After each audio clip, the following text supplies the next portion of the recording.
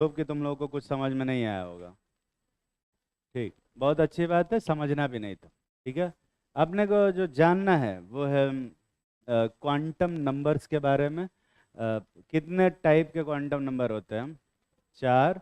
पहला है principal quantum number, दूसरा है एजीमुथल क्वांटम नंबर, तीसरा है मैग्नेटिक क्वांटम नंबर जिसको एम से रिप्रेजेंट करते हैं, कहीं कहीं एम एस से भी रिप्रेजेंट करते हैं, और सबसे लास्ट में है स्पिन क्वांटम नंबर जिसको हम स्मॉल एस से रिप्रेजेंट करते हैं। अब ये क्या क्या जो क्वांटम नंबर है क्या रिप्रेजेंट करते हैं, इसको हम वन बाय वन देखते हैं। ठीक है, देखो ध्यान से। तो यहाँ पर सबसे पहले अपन बात करेंगे वाइट कलर से प्रिंसिपल क्वांटम नंबर को रिप्रेजेंट करते हैं। ठीक है, वाइट कलर लिए हैं। तो प्रिंसिपल क्वांटम नंबर की जो वैल्यू है वो स्टार्ट होती है किससे वे? वन से, है ना? तो और कहाँ तक जाती है? हम इन्फानाइट तक। अब मैं क्योंकि इन्फानाइट तक नहीं बना सकता, मैंने सिर्फ कितना बनाया? चार बनाया। ठीक है, कहाँ तक बनाया? वे सिर्फ चार बना। दिख रहा है? ये n की वैल्यू कितना रिप्रेजेंट कर रहा है? वन। ये n की वैल्यू टू है। ये n की वैल्यू वाइट से रिप्रेजेंट कर रहा है, नहीं तो मिक्स हो जाएगा क्या? तो ये n is equal to one है, ये n is equal to two है, ये n is equal to three है, ये n is equal to four है, और ऐसे ही n is equal to five भी होगा। फाइव वाला मैं बना नहीं रहा हूँ, तुम्हें अपने मन से इमेजिन करना होगा। ठीक है, बाई बाई ये। ठीक है, तो ऑब्वियसली जो फिफ्थ वाला ऑर्बिट होगा वो उसका साइज क्या होगा भाई? थोड़ा सा बड़ा हो। ये इमेजिन हो रहा है ना? रिलेटिवली थोड़ा और बड़ा हो। ठीक है, प्रिंसिपल क्वांटम नंबर क्या रिप्रेजेंट करता है? Number of shell. Number of मतलब कितने नंबर वाला शेल है। n is equal to one है मतलब पहला शेल, जिसको हम के शेल भी बोलते हैं। n is equal to two का मतलब कौन सा शेल है? कौन सा shell? Second shell, L shell बोलेंगे। थर्ड वाले सेल को क्या बोलते हैं? एम सेल, और फोर्थ वाले सेल को एन। और तो ऑब्वियसली फिफ्थ वाला जो सेल होगा, बनाया नहीं यहाँ पे, वो उसका क्या नाम होगा? ओ। तकलीफ में हो? नहीं ना बे? ठीक है, नेक्स्ट आता है एजीमुथल क्वांटम नंबर। जो एजीमुथल क्वांटम नंबर होता है एल, ये रिप्रेजेंट करता है टाइप ऑफ सबशेल को। किसको रिप्रेजेंट करता है बे? टाइप ऑफ सबशेल को। तो जो एल की वैल्यू होती है वो जीरो से लेके up to N minus one तक जाती है। कहाँ तक जाती है? एन माइनस वन तक। अगर अगर मैं बात करता हूँ N is equal to one की, तो N is equal to one पे, N is equal to one पे जो एल की वैल्यू है वो कितनी आएगी यहाँ पे? कितनी आएगी बे? जीरो। सॉरी, जीरो आएगी। तो एल की अगर मैं पूछूं कि एल की कितनी वैल्यू है तो क्या बताओगे? जीरो। और एल की कितने तरह की वैल्यू है तो क्या बताओगे? एक टाइप की वैल्यू है, और उसकी वैल्यू कितनी है? जीरो। समझ में आ रहा है मैं क्या बोल रहा हूँ? मतलब, और एल क्या रिप्रेजेंट करता है? सब शेल। इसका मतलब ये है कि फर्स्ट वाले ऑर्बिट में, फर्स्ट वाले शेल में कितने सब शेल होंगे? एक सब शेल होगा। ठीक है ना? एक सब शेल होगा, और उस सब शेल का नाम अपन रख देते हैं, लेट्स एज्यूम कि इसको अपन एस सब शेल बोले। कौन सा सब शेल? तो ये जो ग्रीन कलर से वाइट कलर का जो गोला बना है वो क्या है? शेल। और ग्रीन कलर का जो गोला बना है वो क्या है? सब शेल। तो ये वाइट कलर के गोले का क्या नाम है? के शेल। और ये ग्रीन कलर के गोले का क्या नाम है? एस सब शेल। समझ में आ रहा है कि नहीं आ रहा? ठीक, ये हमारा एस सब शेल। ठीक है, n इक्वल टू टू के लिए l की कितनी वैल्यूज आएंगी? जीरो से लेके कहाँ तक जाएगा बे? वन तक, क्योंकि दो की वैल्यू है तो ऑब्वियसली दो तक जाएगा। इसमें कितने तरह के सब शेल होंगे? दो तरह के सब शेल होंगे। एक होगा एस सब शेल, ऑब्वियसली जो जीरो है, और दूसरा होगा क्या बे? पी सब शेल। ठीक है, इस टाइप से इसे मिक्स कर दिया। इसको अपन मानेंगे एस सब शेल, ये एस है और ये वाला कौन सा है, टी। ठीक, n इक्वल टू 3 के लिए l की क्या क्या वैल्यूज आएंगे, 0 आएगा, 1 आएगा और 2 आएगा। इसका मतलब इसमें कितने टाइप के सबसेल होंगे, 3 टाइप के सबसेल होंगे। समझ में आता है सबको? और 3 टाइप के सबसेल होंगे तो पहले वाले का नाम तो एस रखा है, दूसरे वाले का क्या नाम रखा है, पी, और तीसरे वाले का नाम क्या रखेंगे, डी। तो यहाँ पर जो टाइप ऑफ सबसेल आएंगे, पहले एक एस बना लो, फिर उसके बाद एक पी बना लो, और फिर उसके बाद एक डी बना लो। मुझे लगता है कि ये वाला शायद छोटा हो गया।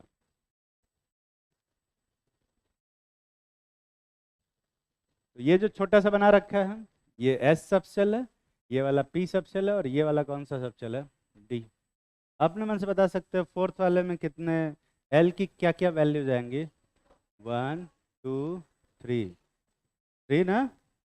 तो इसमें कितने तरह के सबसेल होंगे, 4। तो एस सबसेल, फिर उसके बाद क्या आएगा, पी सबसेल। देखो ऐसे रहते नहीं है, मैं बस बना रहा हूँ, जरूरी नहीं कि तुम ये कहोगे कि ऐसे चिपक के ऐसे ओरिएंटेशन इनका ऐसा नहीं रहता, डिफरेंट ओरिएंटेशन रहता है, शेप भी डिफरेंट हो सकता है, बस बना रहे। ठीक है, ये हमारा डी, और एक और सबसेल होगा वे एफ सबसेल। ये थोड़ा बड़ा, इसको बना देता हूँ,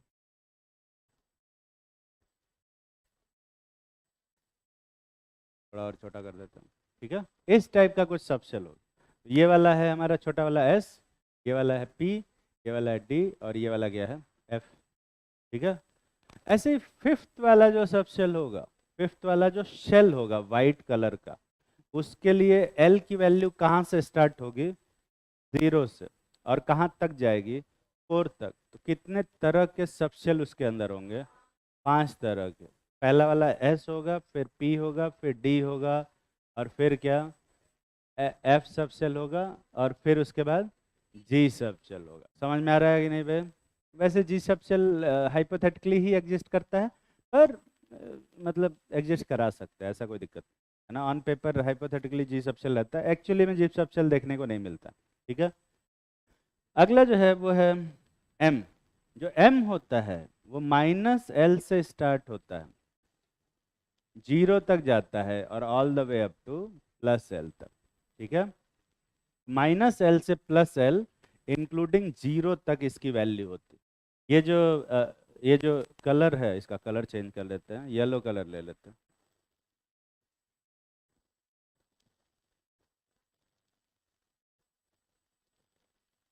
ठीक है, ये जो m है मैग्नेटिक क्वांटम नंबर, ये रिप्रेजेंट करता है टाइप ऑफ ऑर्बिटल। क्या रिप्रेजेंट करता है वे, टाइप ऑफ ऑर्बिटल। ठीक है ना, ध्यान से सुनना।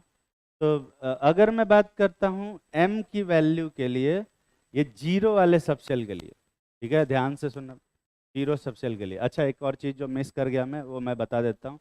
ये देखो, ये भी एस सबसेल है, ये भी एस सबसेल है, दोनों एस सबसेल में क्या डिफरेंस है, ये पहले वाले सेल का एफ सबसेल है, ये दूसरे वाले सेल का एफ सबसेल है, और ये तीसरे वाले सेल का एफ सबसेल है।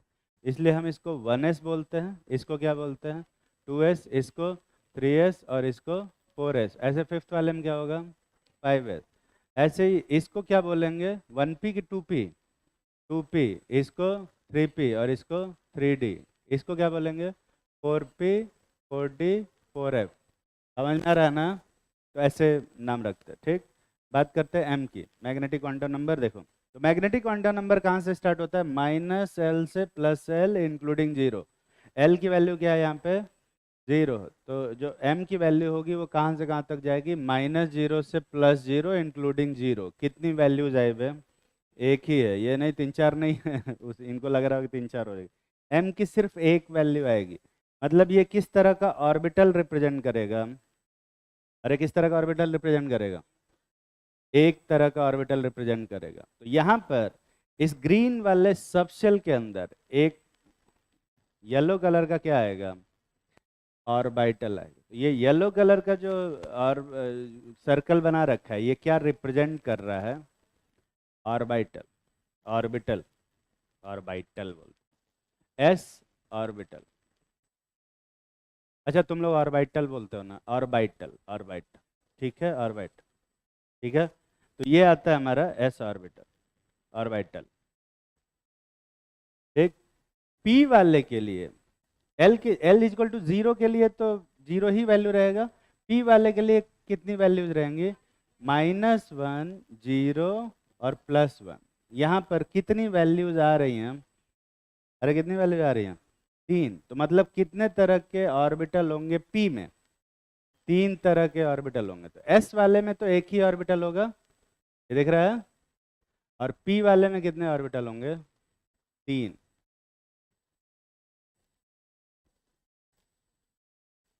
ठीक है, अलग अलग डायरेक्शन में कहीं भी बना सकते हो। इसको तो हम लोग s ऑर्बिटल बोलते हैं, इसको अपन बोलते हैं, एक को बोलेंगे px ऑर्बिटल, दूसरे क्या बोलते हैं py, और तीसरे को क्या बोलते हैं pz। ठीक है ना? नाम रखा हुआ है रेंडमली, तुम कुछ भी रख सकते हो, p1 p2 p3 भी लिखा हुआ रहता है कहीं कहीं पर। यहाँ पे ज़्यादातर जगह पे तुम्हें px py और pz बोलते हैं।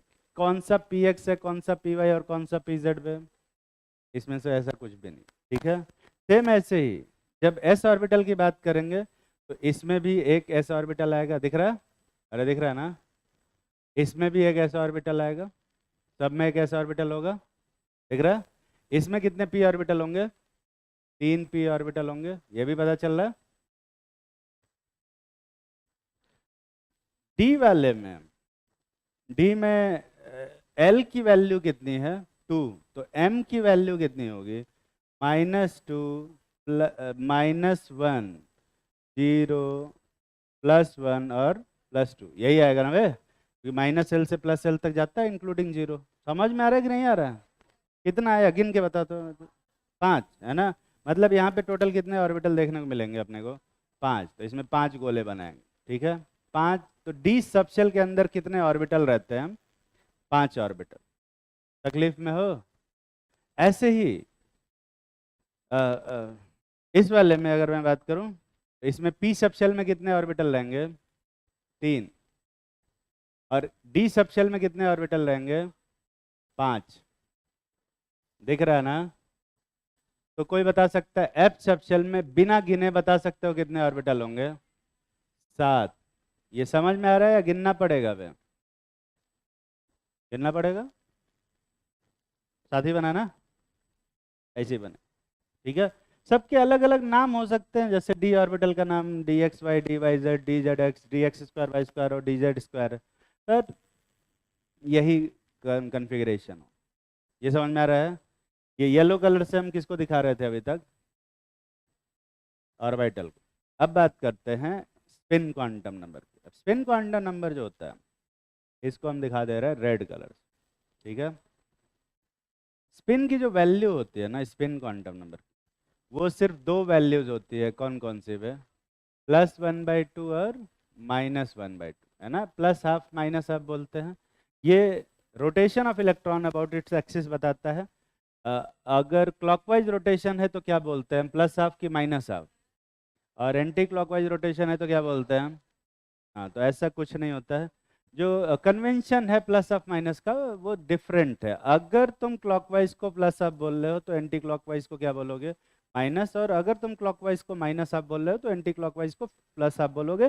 कोई कन्वेंशन नहीं है, एक को प्लस हाफ मान रहे हो तो दूसरे को माइनस हाफ मान लेना।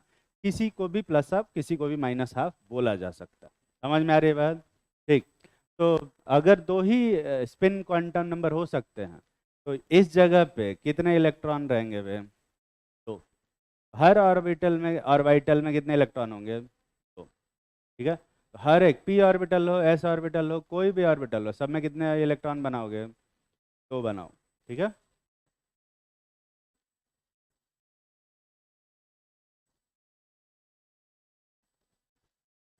काउंटिंग आती है तुम लोगों को? नो सर, कौन नो सर बोला? उस वीडियो में से नो सर कोई बोला?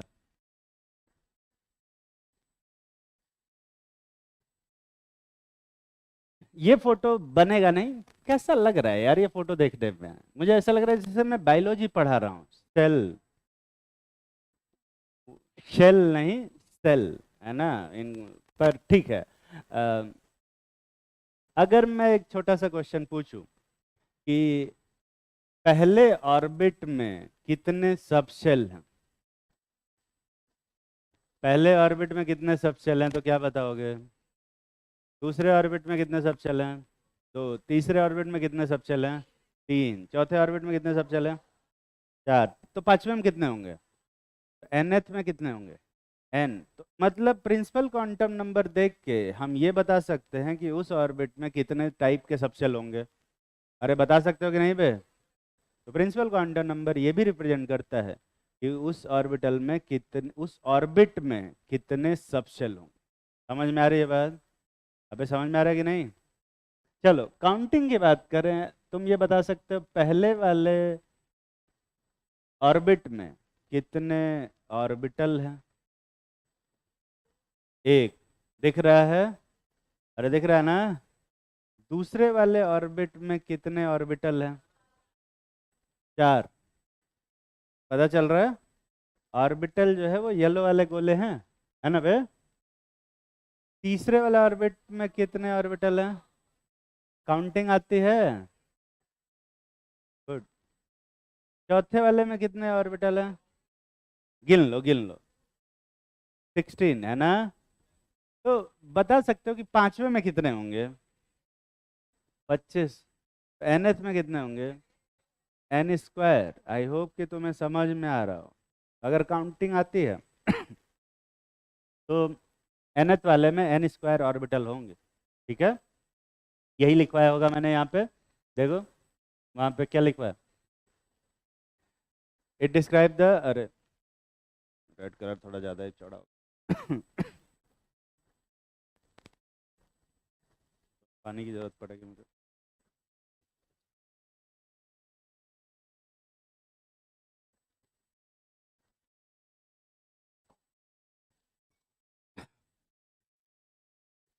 तो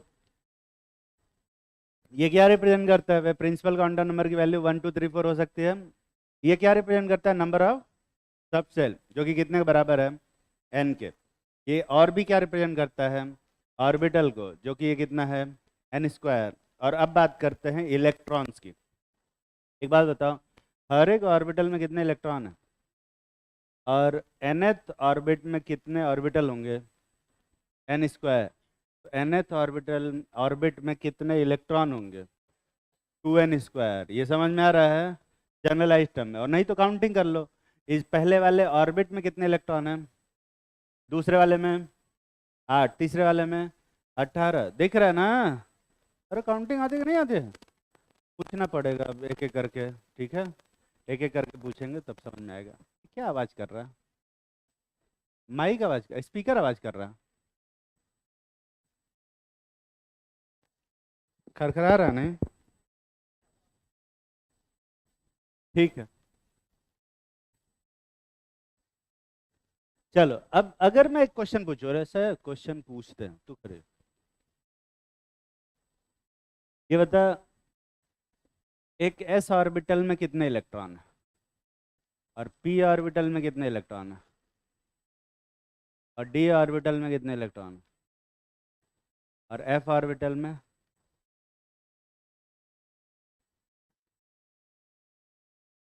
तो तू बता सकते हैं कि जी ऑर्बिटल में कितने इलेक्ट्रॉन होंगे? इसी कंटिन्यूटी को मेंटेन रखा जाए तो?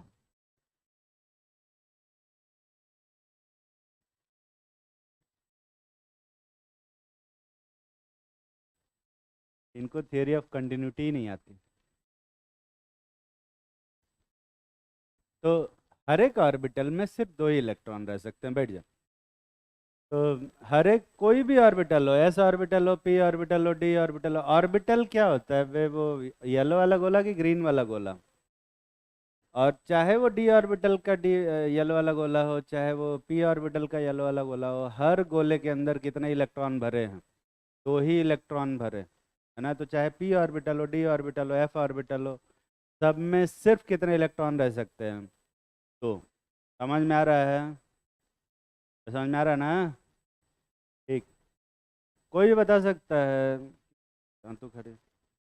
हाँ, एस ऑर्बिटल में, एस सबशेल में कितने ऑर्बिटल? एस सबशेल में कितने ऑर्बिटल?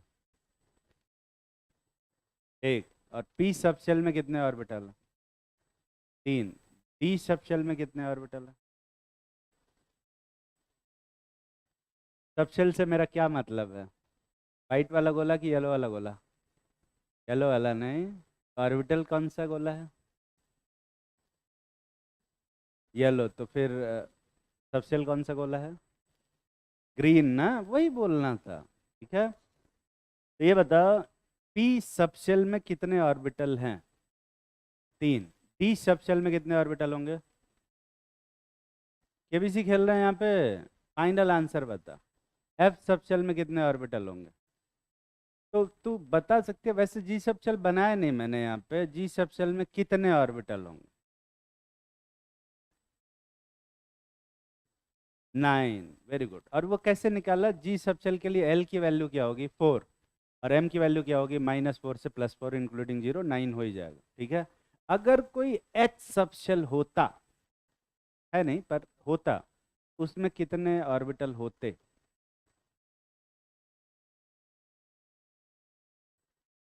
हाँ,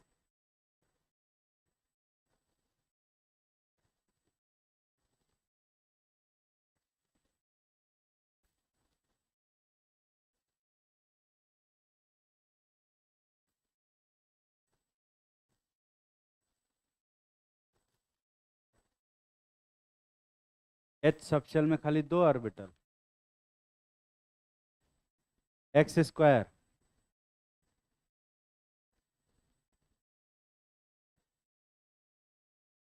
बैठ जाओ, मैथ्स का थोड़ा सा दिक्कत है। चलो, जो क्वेश्चन पूछ रहा हूं ध्यान से सुनना और उसका आंसर देना, ठीक है? एस सब शेल में कितने ऑर्बिटल हैं? 1। पी सब शेल में बे 3। डी सब शेल में 5। एफ सब शेल में 7। कुछ समझ में आ रहा है कैसे कैसे बढ़ रहा है ये? 2-2 यूनिट बढ़ रहा है, सारे ऑड नंबर। ठीक है, दिख रहा है ना बे सबको? ठीक। एस के लिए एल की वैल्यू कितनी है? 0। तो जब एल की वैल्यू 0 थी तो कितने सब शेल थे? 1। ठीक है। जब एल की वैल्यू 1 है तब कितने सब शेल हैं? तो एल की वैल्यू जब 1 है तो कितने सब शेल हैं? 3। दिख रहा है? एल की वैल्यू जब 2 है तब कितने सब शेल हैं? 5। एल की वैल्यू 3 पे कितने सब शेल हैं? 7। तो एल की वैल्यू 4 पे कितने सब शेल होंगे? 9। तो एल की वैल्यू एल पे कितने सब शेल होंगे? हाँ, 2l+1। ये समझ में आता है? 2l+1 पे ये समझ में आ रहा है कि नहीं आ रहा? मैथ्स की थोड़ी सी कमी है, कोई बात नहीं, मैं बताता हूँ, देखो ध्यान से। एक फॉर्मूला याद कर लो, 2l+1। जो याद करने वाले हैं पहले उनको बताते हैं। तो अगर l की वैल्यू 0 है, मतलब कौन सा ऑर्बिटल? s सब शेल। दिख रहा है? s सब शेल होगा तो यहाँ पे रख के देख कितना आ रहा है, ऑर्बिटल कितने आएंगे? ऑर्बिटल कितने आएंगे बे? 1।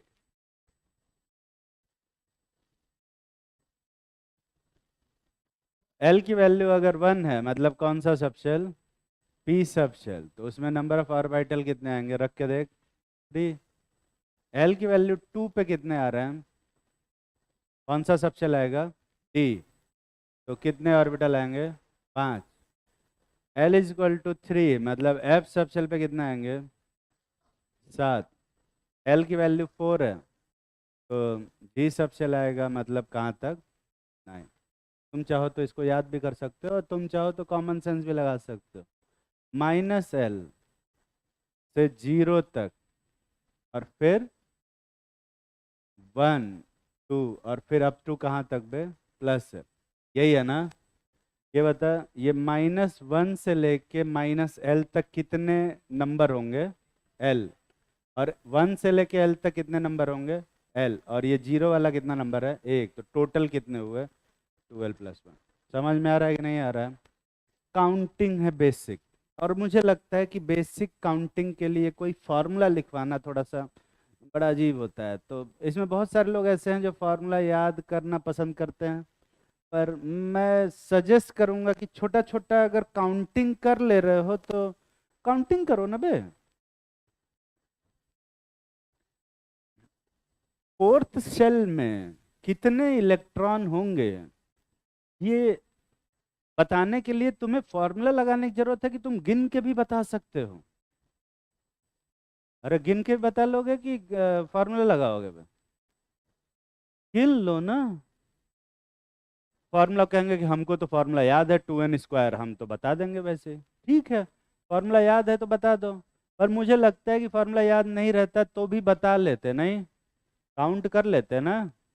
बस तो इतना सारा फॉर्मूला याद रखने की जरूरत नहीं। फिर भी अगर कोई फॉर्मूला पूछता है तो तुम बिल्कुल बता सकते हो। लिखो अम, अगर कोई पिछले वाले पेज पे लिख दिया सारा फॉर्मूला।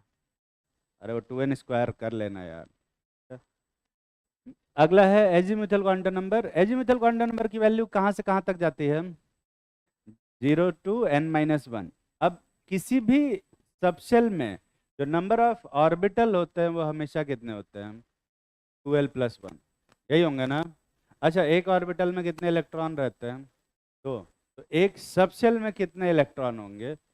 2 × 2l+1। क्यों बे? क्योंकि नंबर ऑफ ऑर्बिटल कितने हैं? 2 इंटू ये समझ में आ रहा है कि नहीं आ रहा है? तो अब ये फॉर्मूला तुम चाहो तो याद कर लो और चाहो तो काउंट कर लो। ठीक है, ये बताओ एस सबशेल में कितने इलेक्ट्रॉन होंगे? एस सबशेल में कितने इलेक्ट्रॉन है बे? तो पी सबशेल में कितने इलेक्ट्रॉन? 6। डी सबशेल में 10। एफ सबशेल में 14। और अगर कोई जी सबशेल होता तो उसमें कितने इलेक्ट्रॉन होते?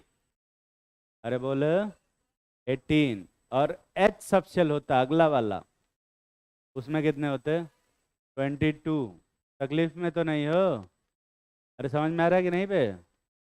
तो चाहो तो फार्मूला याद कर लो और चाहो तो ऐसे गिन लो। ठीक, क्या करना आसान लग रहा है? पता नहीं क्या करना चाहते हो। ठीक, नेक्स्ट जो होता है ऑर्बिटल एंगुलर मोमेंटम, जो ये रिप्रेजेंट करता है √L × L+1 इंटू एच अपन क्या पे 2 पाई के बराबर होता है। ये पढ़ाया मैंने। नेक्स्ट है मैग्नेटिक क्वांटम नंबर। में बता चुका हूँ मैग्नेटिक क्वांटम नंबर में हर एक वैल्यू क्या रिप्रेजेंट करती है? उसका ऑर्बिटल नंबर या फिर उसको हम उसका ओरिएंटेशन रिप्रेजेंट करती है। तो जैसे एस ऑर्बिटल के लिए एल की वैल्यू क्या आ रही है? 0, है ना। तो एस के लिए जो एल की वैल्यू है और एस ऑर्बिटल L = 0 है तो M = भी क्या होगा? तो इसमें कितने तरह के ऑर्बिटल आएंगे? एक तरह। पर p ऑर्बिटल होगा तो उसके लिए L की वैल्यू कितनी है? 1। तो इसके लिए M की वैल्यू क्या आएगी? -1, 0 और +1, यही आएगा। तो इसमें कितने तरह के p ऑर्बिटल होंगे? 3। एक का नाम क्या रखते हैं अपन? px। फिर क्या? py और pz। किसकी एनर्जी ज़्यादा होती है? सबकी बराबर ही होती है। समझ में आ रही बात? हाँ, क्या? अरे क्या हुआ बोलना? आगे पढ़ाएंगे। ठीक है, वो गलती से बोल दिया था मैंने। अगला है spin quantum number. Spin magnetic moment कितने के बराबर आता है बे? √n × n+2। n कौन सा क्वांटम नंबर है यहाँ पे? n number of unpaired electron है। वो प्रिंसिपल क्वांटम नंबर नहीं है। वो यहाँ पे लिखा होगा, कहाँ गया? लिखा नहीं है क्या? लिख लेना, n is number of unpaired electron, principal quantum number नहीं है। नीचे लिखा है क्या? ठीक है।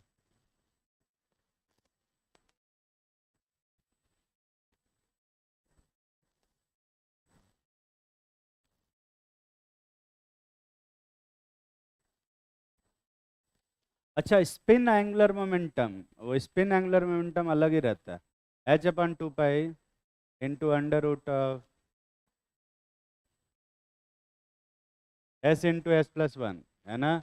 ये मत पढ़ो यार, ये तुम ये कहाँ से लिख दिया मैंने? ये नहीं लिखना था मुझे, है ना। भूल जाओ कि ऐसा कुछ लिखा हुआ है। ठीक है, ऐसा कुछ नहीं लिखा हुआ। भूल जाओ, भूल जाओ। वो लिखना नहीं चाहिए था मुझे, पर वो छोड़ दो, बस ये याद रखो। ठीक है, लिखो shape of orbital. Shape of orbital जानते हो? हर एक ऑर्बिटल का शेप पता है कि नहीं पता है अभी? जैसे एस ऑर्बिटल है, एस ऑर्बिटल कैसा होता है? अरे एस ऑर्बिटल कैसा होता है? स्फेरिकल, लिख लो। एस ऑर्बिटल शेप लिखेंगे स्फेरिकल। पी ऑर्बिटल कैसा होता है बे? Dumbbell. D orbital double dumbbell. ये सब पढ़े हो ना? बताने की जरूरत तो नहीं है। क्या हुआ? क्या एनर्जी? एनर्जी बराबर होती है। और तू क्या कह रहा है?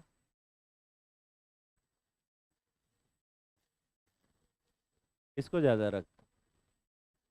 किसको ज्यादा रखता है तू? अच्छा, अभी डिस्कस करेंगे थोड़ी देर में। अभी थोड़ी देर में डिस्कस करेंगे। क्या? हाँ हाँ। डेरिवेशन नहीं पढ़ना।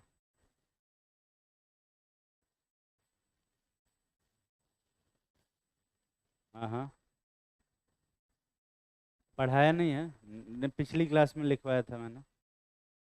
हाँ, वो उसका डेरिवेशन सिलेबस में नहीं।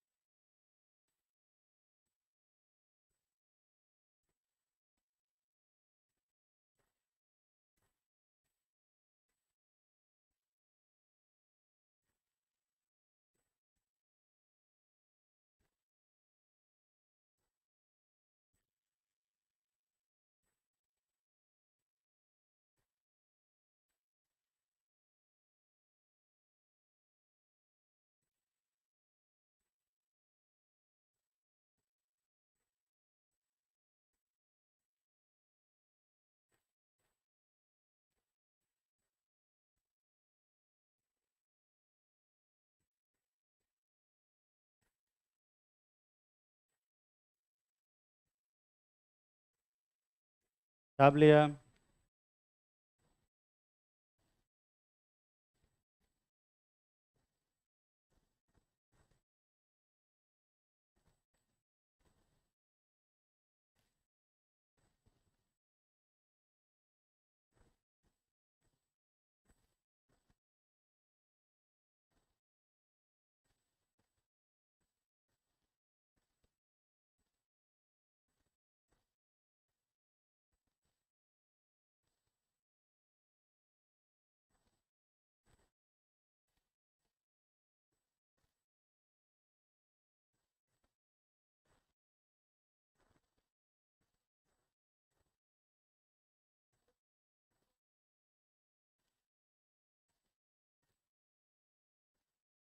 इसकी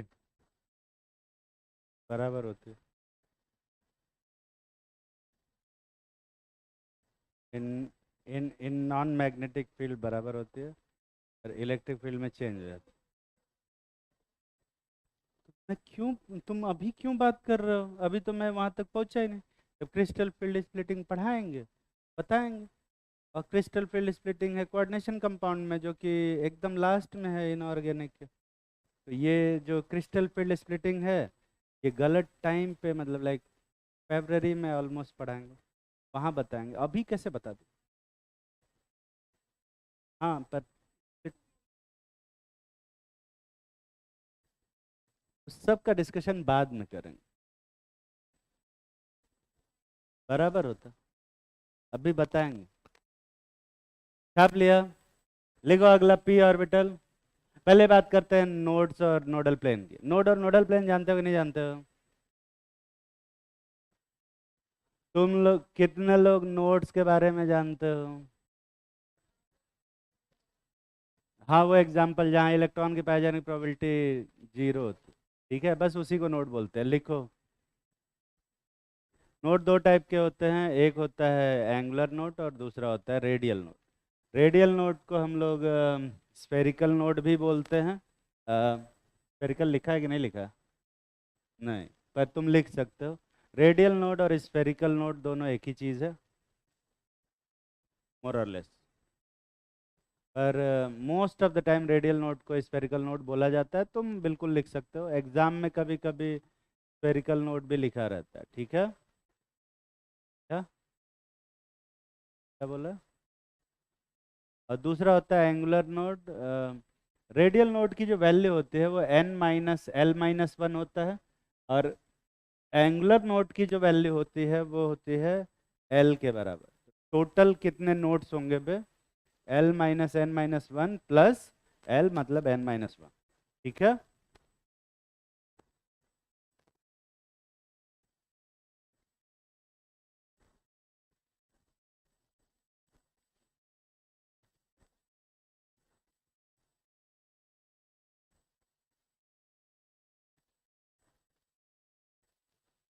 रेडियल नोड जो होता है एक क्लोज सरफेस होता है जिसपे हर एक जगह पे probability of finding of electron zero हो जाए।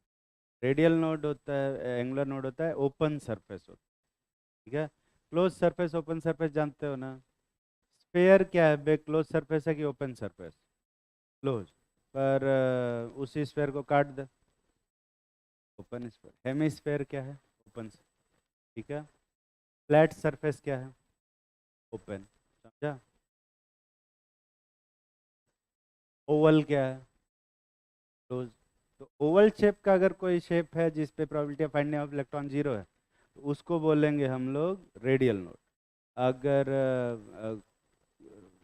जो बाकी के वो हेमिस्फेयर टाइप का है, फ्लैट है, तो उसको हम क्या बोलेंगे? एंगुलर नोड, जा।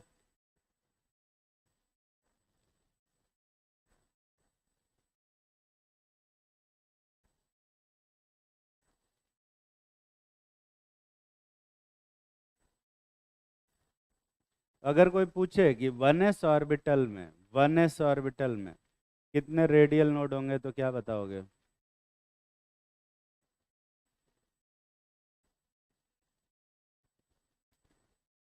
-2? -2? मुझे नहीं लगता कि रेडियल नोड की क्वांटिटी एक कोई नॉन नेगेटिव नंबर होगी।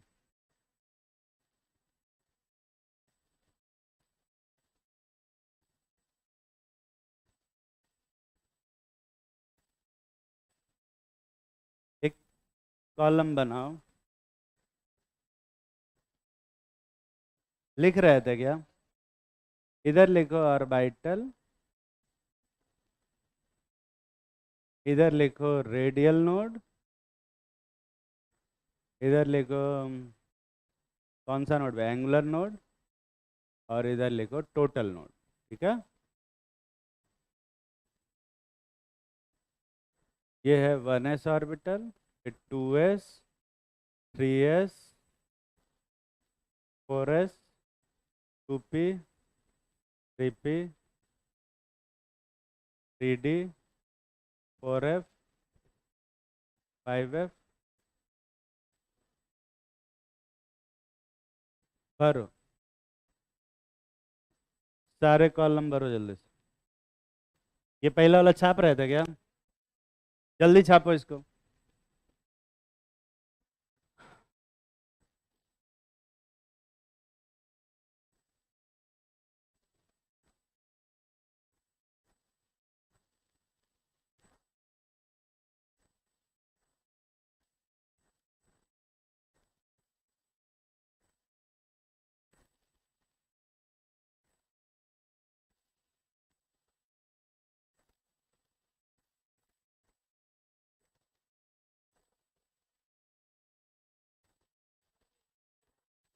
क्या?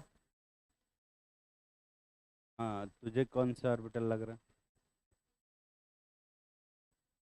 हाँ, तू चाहता है कि मैं एटॉमिक स्ट्रक्चर में मॉलिक्यूलर ऑर्बिटल थियरी जो कि केमिकल बॉन्डिंग में है वो पढ़ाऊँ? उसकी बात क्यों सुन रहा है? जो जहाँ है वहीं पढ़ाएंगे ना, सही समय आने पे पढ़ाएंगे, है ना। अभी हम ऑर्बिटल्स की एनर्जी की बात करेंगे थोड़ी देर बाद। तो तू इस क्रिस्टल फील्ड स्प्लिटिंग थ्योरी पढ़ा रहा है जो कोऑर्डिनेशन कंपाउंड में स्ट्रॉन्ग फील्ड लिगेंड आने से बनती है। वो मैं आके यहाँ कैसे पढ़ा दूंगा? बाकी लोग सदमे में चले जाएंगे। मैं उनको पढ़ाने आया हूँ जो पहले से नहीं पढ़े हैं। तो तेरा तो दूसरी साल है ना, पहले सब पढ़ चुका है, तो तुझे पता है कि आगे आने वाला क्या है। बाकी लोगों का सस्पेंस क्यों खराब कर रहा है? बाकी लोगों को तो, बाकी तो पहली बार पढ़ रहे होंगे। तू लोग तो पहली बार पढ़ रहे हो ना बे। 11 12 पढ़े हो गए, ये पहली में बोल भी रहा। हाँ, तो मैं एक्चुअली मैं उनको भी पढ़ाने आया हूँ ना जो पहले नहीं पढ़े। क्या? कितने लोगों का ये दूसरी साल प्रिपरेशन है या तीसरी साल? हाथ उठाओ, शर्माने वाली कोई बात नहीं है, बहुत सारे लोग रहते हैं। तो ऐसे लोग हैं, है ना, दूसरी तीसरी साल भी प्रिपरेशन कर रहे हैं, कोई दिक्कत वाली बात नहीं है। पर क्योंकि तुम पहले से पढ़ चुके हो तो मैं उन लोगों को नहीं ना इग्नोर कर सकता जो कि पहली बार पढ़ रहे हैं, है ना। और मैं हमेशा उनके हिसाब से ही पढ़ाऊंगा, हमेशा ही। ठीक है। तो तुम भले ही कोशिश करोगे कि मैं आगे के कुछ टॉपिक पे डिस्कशन कर लूँ, मैं नहीं करूँगा, मैं कर ही नहीं पाऊंगा। ठीक है। वो सब आगे आएगा और मैं ही पढ़ाऊंगा, तुम चिंता मत करो, सही समय आने पे। पर वो डिस्कशन नहीं किया जा सकता, मैं ये प्रॉमिस नहीं कर सकता तुम्हें।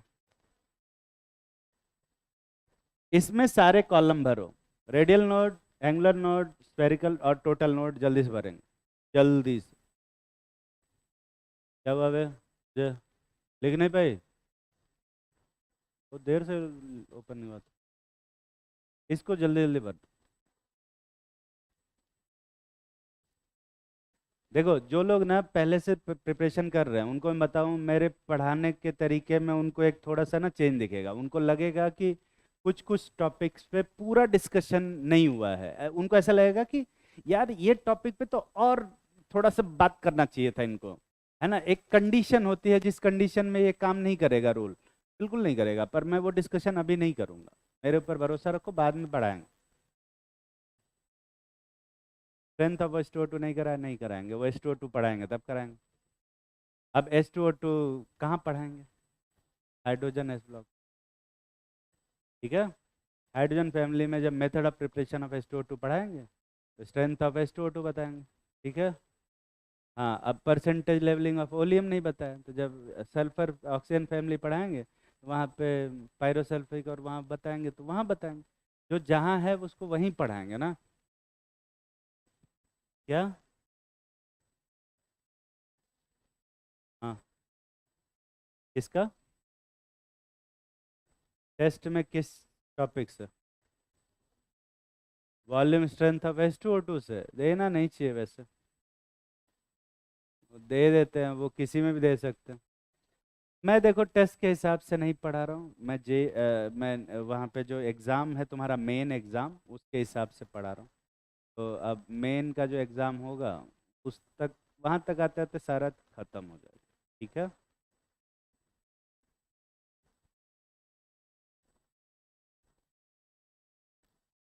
कितने लोग ये सारे कॉलम भर लिए? अरे यार जल्दी भरो।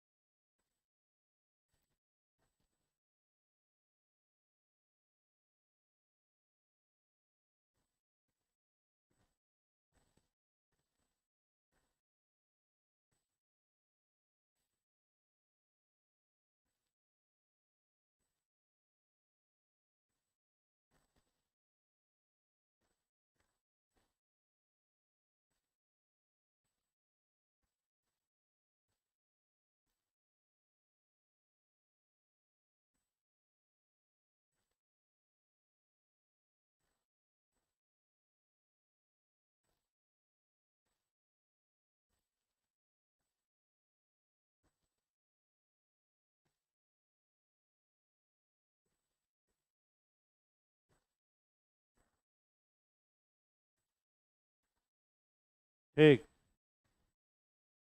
तो एस ऑर्बिटल में रेडियल नोड, 1s ऑर्बिटल में रेडियल नोड कितना आ रहा है? 0। हाँ, और एंगुलर नोड पे 0, तो टोटल नोड कितने आएंगे?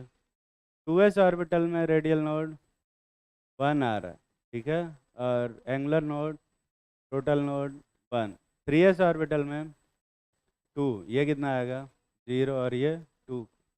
तो एक चीज़ समझ में आ रहा है कि रेडियल नोड जो है वो जैसे जैसे n बढ़ रहा है वो बढ़ रहा है। तो 4s में कितने होंगे? 3। एंगुलर नोड हमेशा क्या होगा? 0, और ये हमेशा क्या आएगा? 3। अब 5s पूछा नहीं है, पर 5s का अपने मन से बता सकते हो कितना रेडियल नोड होगा?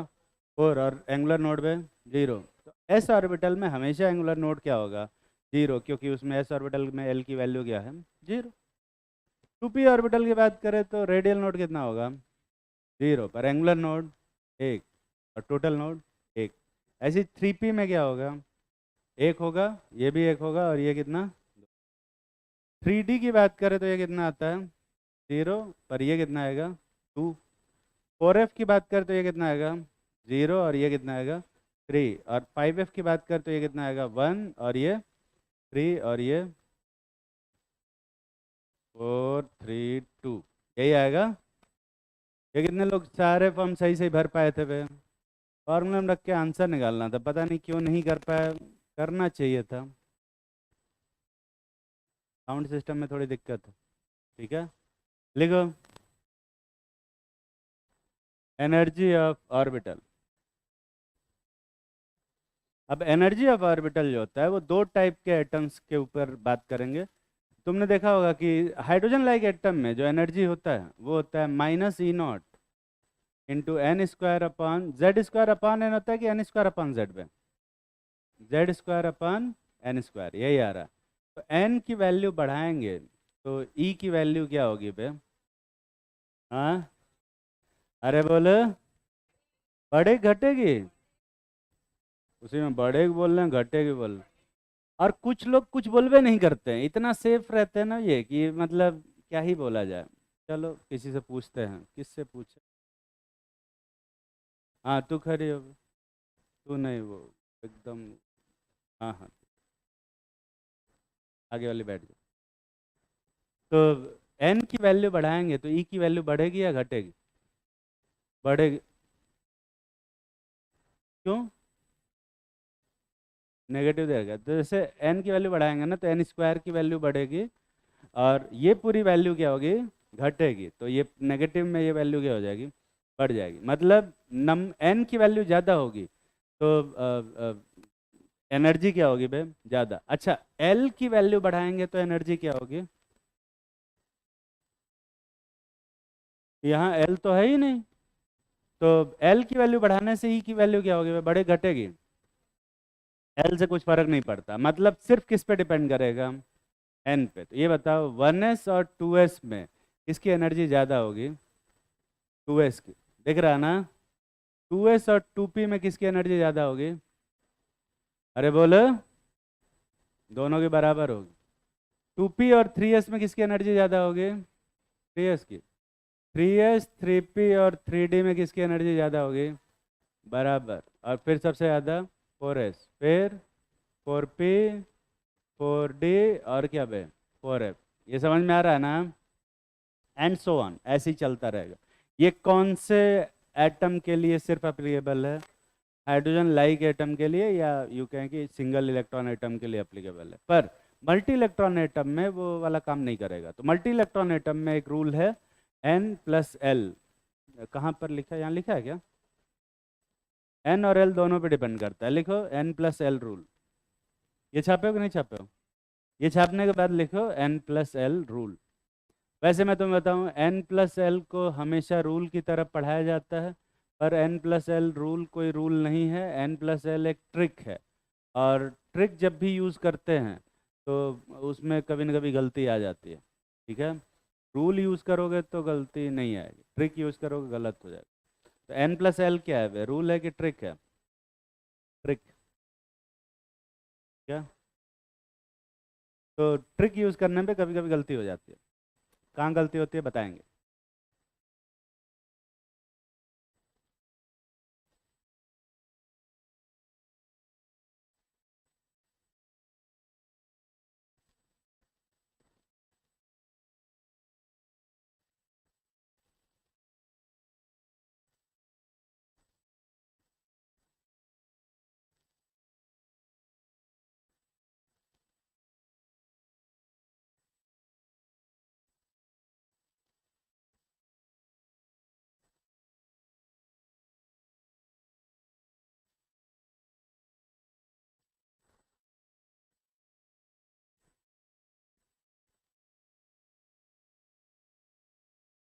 लिखो n plus l rule.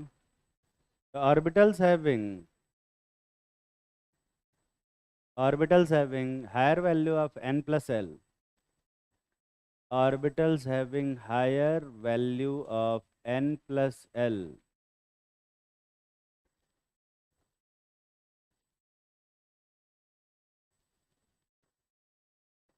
will have higher energy, will have higher energy.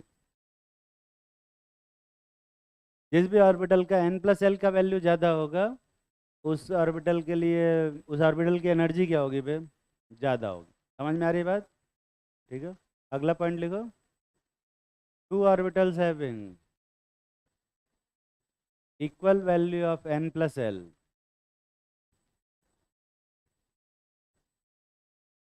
two orbitals having equal value of n plus l, जब n प्लस एल की वैल्यू इक्वल हो जाएगी तो एनर्जी की वैल्यू भी क्या हो जाएगी बे? ऐसा कुछ नहीं होगा, है ना। Two orbitals having equal value of n plus L, sorry, two orbital से पहले एक इन लगा लो, in two orbitals having equal value of n plus L, the orbital having higher value of n, orbital having higher value of n मतलब principal quantum number, will have higher energy, will have higher energy. ये दो rule हैं n plus L में, इसको follow करना है। फिर से मैं रिपीट कर देता हूँ एकदम शुरू से। Orbitals having higher value of n plus l will have higher energy, और दो ऑर्बिटल हैं जिनमें n प्लस एल की वैल्यू बराबर हो गई, तो उसमें the orbital having higher value of n will have higher energy. समझ में आ रही है बात? बता रहे।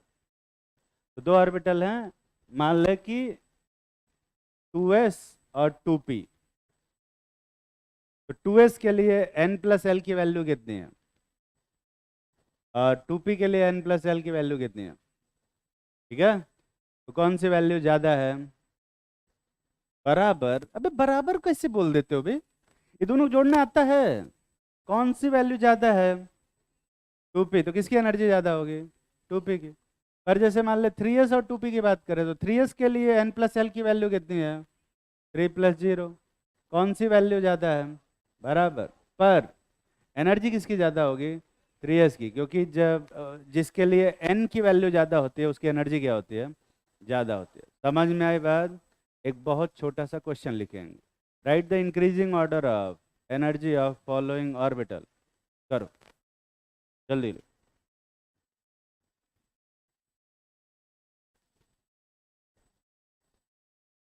Right the decreasing order of energy of, increasing बोला ना? हाँ, इंक्रीजिंग बोला है।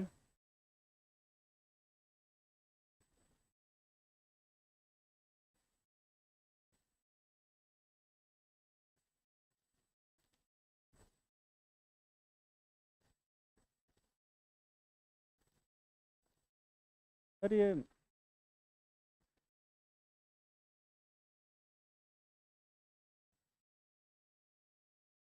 नहीं,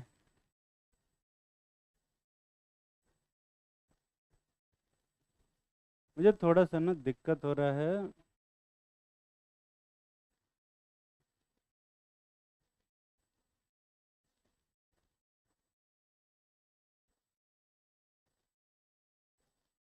क्या करने की कोशिश कर रहा हूँ मुझे खुद ही नहीं पता चल रहा।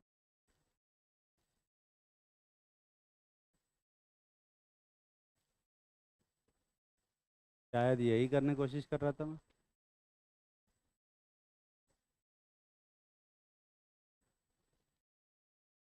नहीं, इतनी मेहनत क्यों की मैंने, वही मुझे नहीं पता चल। मैं लिख ही देता हूँ। 5s, 5p, 5d, 5f, 5g, 6s, 6p, 6d, 6f, 7s, 7p 7d 8s 8p। बस ये कुछ ऑर्बिटल्स हैं, तुम्हें इनकी एनर्जी का इंक्रीजिंग ऑर्डर लिखना है। मैं तुम्हारी थोड़ी सी हेल्प कर देता हूँ। सबसे जो कम एनर्जी वाला ऑर्बिटल होगा वो होगा 1s।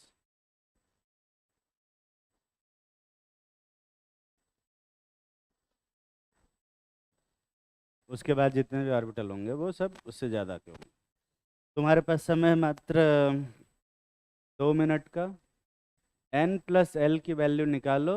n प्लस एल की वैल्यू अगर ज़्यादा है तो एनर्जी भी क्या होगी, ज़्यादा। और n प्लस एल की वैल्यू बराबर हो गया तो एनर्जी क्या होगी, बराबर। उसमें n की वैल्यू जिसमें ज़्यादा होगी वो उसकी ज़्यादा होगी।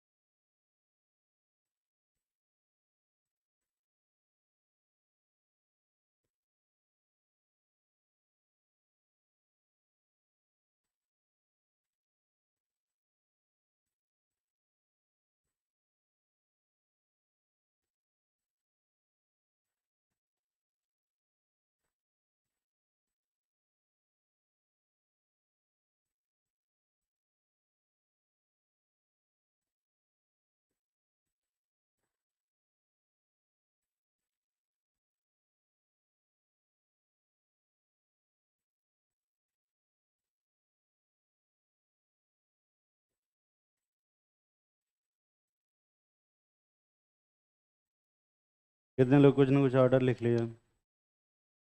कुछ लोगों को तो याद भी होगा ये ऑर्डर नहीं। ठीक है, मैं तुम्हें बताता हूँ इसको कैसे करते। देखो, वन ये वाली जो लाइन है ना, ये देख, ये जो लाइन है ना, ये n plus l is equal to 1 के बराबर है, दिख रहा है? ये 2s वाली जो लाइन है, ये n plus l is equal to कितने के बराबर है, 2 के बराबर। ये 2p और 3s वाला है, ये n plus l is equal to कितने के बराबर है, 3। ये 3p और 4s वाला है, ये किसके बराबर है, 4। 3d 4p और 5s, इन सब को जोड़ने पे जो n प्लस एल की वैल्यू आ रही है वो 5 आ रही है ना? अरे आ रही है कि नहीं आ रही है?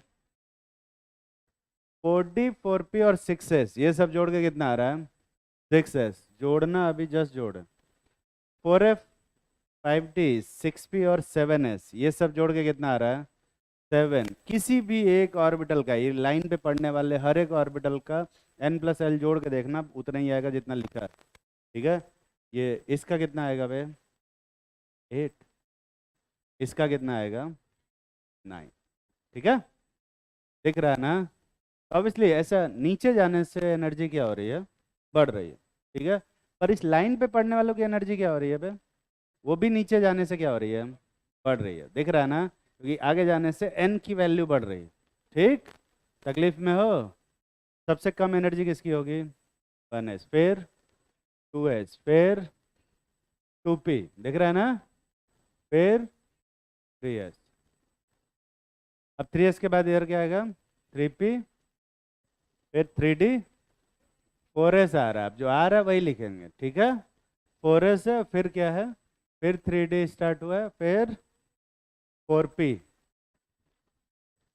फिर 5s, फिर 4d। जल्दी बताओ उसके आगे।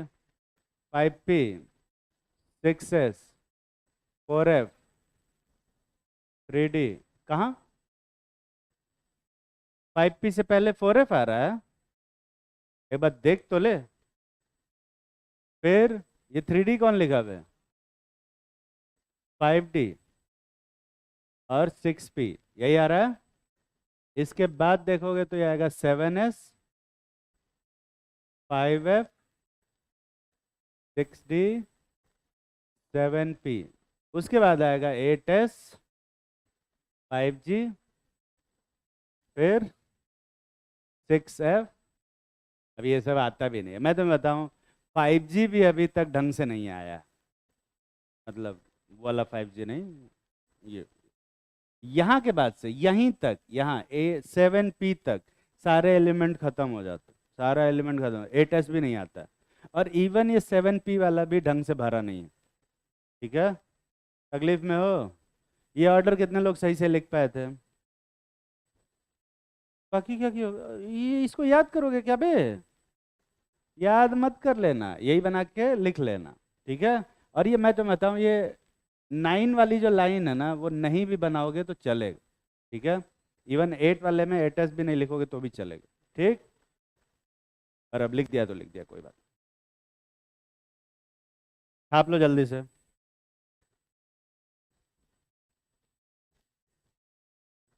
लिखो, इलेक्ट्रॉनिक कन्फिग्रेशन। इलेक्ट्रॉनिक कन्फिग्रेशन करने के लिए 3 रूल पढ़ाए जाते हैं, तुम लोगों ने पढ़ा होगा। अबाव प्रिंसिपल, हर्ट्ज रूल और पाउली एक्सक्लूजन प्रिंसिपल। पढ़ा है कि नहीं पढ़ा है बे? हर्ट्ज रूल बोलते हो तुम लोग या हूर्न्स रूल बोलते हो?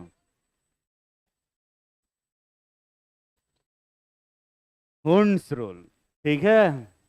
यार क्या क्या बुलवाएंगे, मेरा तो मतलब मुझे लगता था प्रोनाउंसिएशन मेरा ही खराब है, तो हमसे भी ज़्यादा खराब लोग बैठे हुए हैं।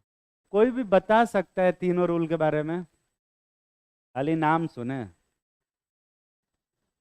लिखो तीनों रूल। ये अब्बाउ साहब कहाँ के साइंटिस्ट थे? वे ग्रीक साइंटिस्ट थे या जर्मन साइंटिस्ट थे? अब्बाउ साहब, अब्बाउ प्रिंसिपल नाम सुना हो ना बे? अब्बाउ साहब कहाँ के साइंटिस्ट थे, जर्मन की ग्रीक? अब्बाउ साहब साइंटिस्ट ही नहीं थे। अब्बाउ जो है वो एक जर्मन वर्ड है, जिसका मतलब क्या होता है? कंस्ट्रक्शन। तो जब भी हम कोई बिल्डिंग कंस्ट्रक्ट करते हैं तो सबसे पहले कौन सा फ्लोर बनाते हैं? ग्राउंड फ्लोर पे?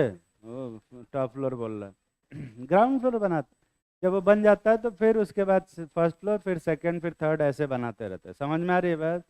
अब्बाउ प्रिंसिपल भी यही कहता है कि इलेक्ट्रॉन पहले भरेंगे तो किस में भरेंगे वे? सबसे कम एनर्जी वाले ऑर्बिटल में भरेंगे, ठीक है। लिख लो ये तीनों जो रूल हैं वो लिख लो, और एक बहुत ही छोटा सा क्वेश्चन करेंगे और फिर छोड़ देंगे, ठीक है। और वो होमवर्क करके आना, ठीक है, वो भी यहाँ नहीं करना। क्या? क्या? कल टेस्ट है? किसका? नहीं मतलब वहाँ पर केमिस्ट्री में कहाँ तक आ रहा है? खाली मोल आएगा? तो तू लोग, अच्छा ज़्यादातर लोग वही तैयारी करने चले हैं क्या? किसका टेस्ट है, मतलब सिटी टेस्ट है या माइलस्टोन टेस्ट? हम लोग पहला टेस्ट है तुम्हारा, उसमें मोल कॉन्सेप्ट आ रहा है बस। इतना पढ़ा दिए, खाली मोल आ रहा है। रिडॉक्स भी आ रहा है? 10 वाले में रिडॉक्स आएगा, और एटॉमिक का इसमें आ रहा है, मतलब मैं बहुत आगे चल रहा हूँ। मैं इसी स्पीड से चल रहा हूँ, थोड़ा धीमे पढ़ा हूँ। कितने लोग चाहते हो थोड़ा फास्ट पढ़ाया जाए? वही जो रिपीटर हैं बोलेंगे फास्ट पढ़ाइए, हम तो पहले से पढ़े हुए हैं, जल्दी जल्दी पढ़ाओ, उनका क्या लेन देना। और कितने लोग चाहते हो थोड़ा स्लो पढ़ाया जाए? वो दोनों में हाथ उठा रहे हैं। छापे कि नहीं छापे बे? जल्दी छापो इसको, इसको छापना है। ठीक, छाप लिया ना? एक बहुत छोटा सा क्वेश्चन करो, जल्दी छाप, जल्दी छाप।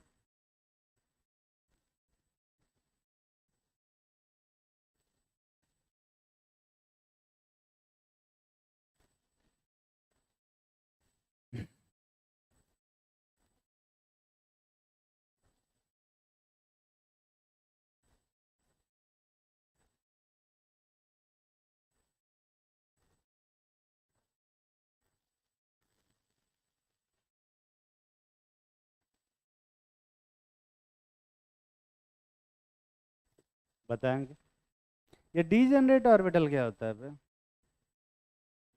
कोई भी डीजेनरेट ऑर्बिटल, ऐसे ऑर्बिटल जिनकी एनर्जी सेम हो।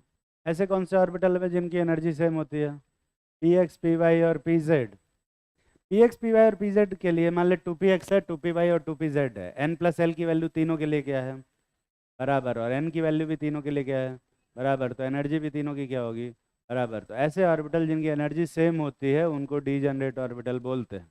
और डीजेनरेट ऑर्बिटल में हमेशा जब इलेक्ट्रॉन भरते हैं तो सिंगल सिंगल भरते हैं, और फिर उसके बाद पेयरिंग करते हैं। तो सब में एक एक इलेक्ट्रॉन जब हो जाएगा तब पेयरिंग करेंगे। ठीक है? ये हंस रू क्या बोलते, हुन्स रूल। हुन्स कौन बोलता है भाई? हाथ उठाओ। सब हुन्स वाले ही हैं। हंस रूल वाले कितने हैं? हंस कितने लोग बोलते हो? मतलब हंस वाले भी हैं, मैं गलत नहीं बोल रहा था, मुझे लगा मैं ही गलत। और बाकी क्या बोलते हैं? पूछेंगे नहीं तो हाँ कुछ भी बोलते रहेंगे सब, ये तो पता नहीं क्या क्या बोल रहा है। जल्दी छापो, आज की क्लास बहुत ही बोरिंग है।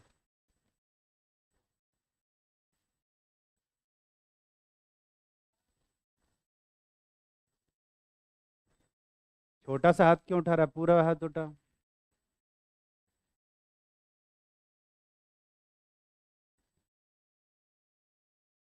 वही ड्रेस के लिए ना, इतना परेशान कर दिया कि ड्रेस के लिए कुर्ता फाड़ के तुमको वहीं पहनाएंगे, समझे? ड्रेस पहन के आया करो।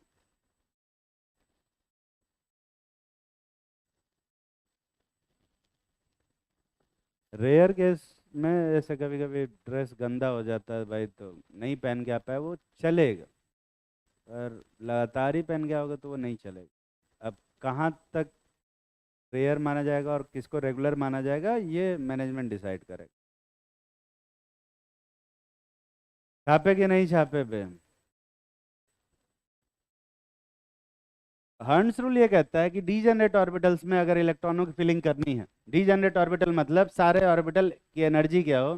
सेम। तो मान ले कि डी ऑर्बिटल है और सभी डी ऑर्बिटल की एनर्जी सेम है, तो इलेक्ट्रॉनों की जो फिलिंग होगी ना, पहले सब में एक एक करके भर लेंगे और उसके बाद फिर पेयरिंग स्टार्ट होगी। समझ में आ रही है बात? बिना भरे पेयरिंग स्टार्ट नहीं करेंगे।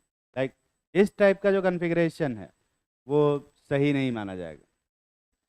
समझ में आ रही है बात? ये बिना भरे उसको पेयर नहीं कर सकते। ठीक है? अगला है Hund's rule, sorry Pauli exclusion principle. ये कहता है कि किसी भी दो इलेक्ट्रॉन की जो चारों सेट ऑफ क्वांटम नंबर हैं वो सेम नहीं हो सकते हैं। ठीक है? अब इसको बहुत सारे लोग मिस इंटरप्रेट कर लेते हैं कि चारों की एनर्जी क्या होनी, चारों की वैल्यू क्या होनी चाहिए? डिफरेंट होनी चाहिए। चारों की वैल्यू डिफरेंट नहीं होनी चाहिए, चारों की वैल्यू सेम नहीं होनी चाहिए बस। ठीक है? डिफरेंट नहीं। चारों में से तीन की वैल्यू सेम रख सकते हैं, चौथे की वैल्यू क्या करना पड़ेगा? डिफरेंट ही करना पड़ेगा। तो क्या एक को डिफरेंट कर सकते हैं क्या?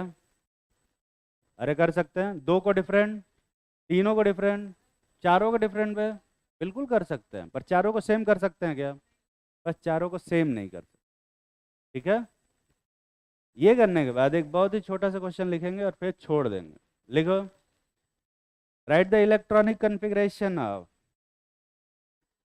Right the electronic configuration of following elements. बस एक क्वेश्चन और फिर छोड़ दें, वो भी चला जाएगा। साथ ही में जाओगे तो पहले पहुंचो, ये भी पहुंचेगा।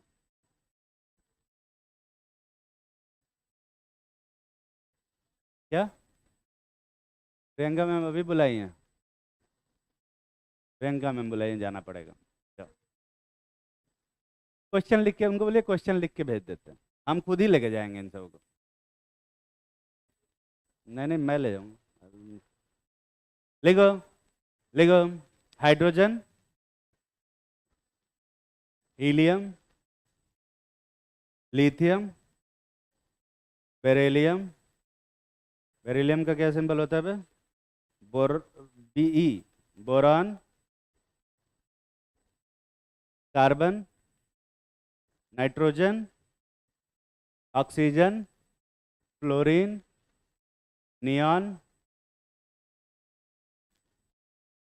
लिख लिया? Sodium, magnesium,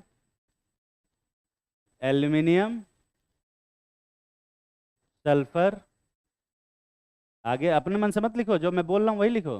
sulphur, argon, potassium, potassium, calcium, scandium, scandium Sc। ठीक है, मैग्नीज, आयरन, निकल, आयरन, निकल, निकल, निकल जानते हो ना? अबे निकल, वो निकल नहीं, तुम लोग क्या बोलते हो इसको, Ni को? निकल, है ना? निकेल बोलते हो। न- हाँ हाँ वही Ni। ठीक है, जिसका एटॉमिक नंबर 28 होता है। अरे वो निकल नहीं, पहली फुर्सत से निकल वाला निकल नहीं। उसके बाद लिखो zinc, copper, chromium, palladium, palladium Pd, palladium. अगला लिखो Fe2+। अरे वो भी बताएंगे ना, Fe2+, Fe3+, Mn2+, Cr3+, Ni2+। हाँ ठीक है, इतना। Ag+, Ag। मैं तुम लोग थोड़ी सी हेल्प कर देता हूँ, एक बता देता हूँ। ठीक है, ये करके ले आना अगली क्लास। ठीक।